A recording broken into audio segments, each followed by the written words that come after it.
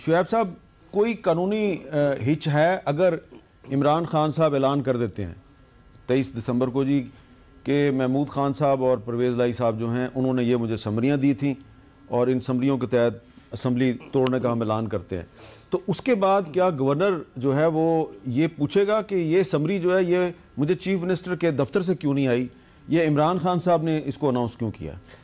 देखिए, मेरा ख्याल है प्रोसेस तो चीफ मिनिस्टर हाउस से ही होना चाहिए और उन्हीं की तरफ से ही जाएगा। उन्होंने तो लिख के सिर्फ ये दे दिया है कि ठीक है जी आप डिज़ोल्व कर दें, एक समरी उन्होंने बना के दे दी, साइन कर दिए, तो प्रोसेस तो उनके ऑफिस से ही होगा।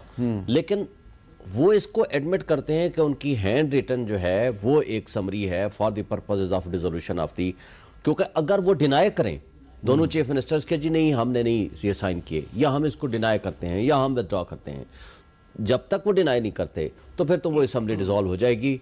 गवर्नर पाबंद है 48 आवर्स में उसको डिसॉल्व करने का, अगर वो नहीं करेगा it will automatically presume to be dissolved article 112 के तहत। उसके लिए तो कोई कानूनी किसी किस्म के कोई जवाब नहीं है।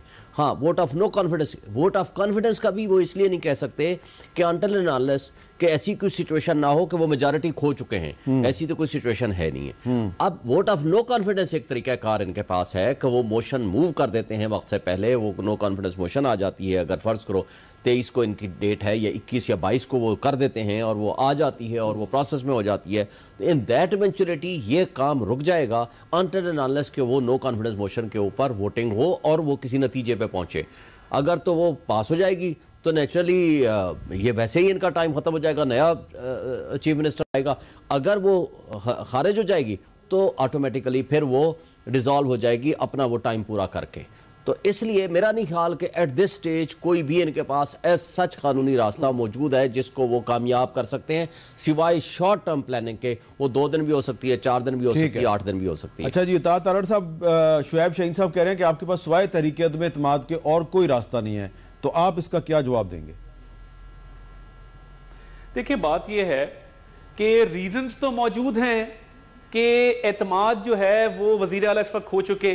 जितनी स्टेटमेंट्स उनकी ऑन रिकॉर्ड आई हैं, आप इस बात से शुरू कर लें कि जब ख्याल कास्त्रो ने बतौर वजीर हल्फ लिया तो इमरान खान साहब ने कहा आपने कब हल्फ ले लिया, हम तो असेंबलियां तोड़ने लगे हैं, आपको किसने वजीर बना दिया, मुझे तो नहीं पता था इस बात का। उसके बाद कुछ एमपीएस के इस्तीफे आ चुके हैं। उसके बाद ओपनली हसनैन दर्शिक जो एक सूबाई वजीर हैं, उनकी कैबिनेट के अंदर बकायदा एक मुंहमारी हो चुकी है वजीर आला के साथ और बतौर वजीर वो इस्तीफा दे चुके हैं।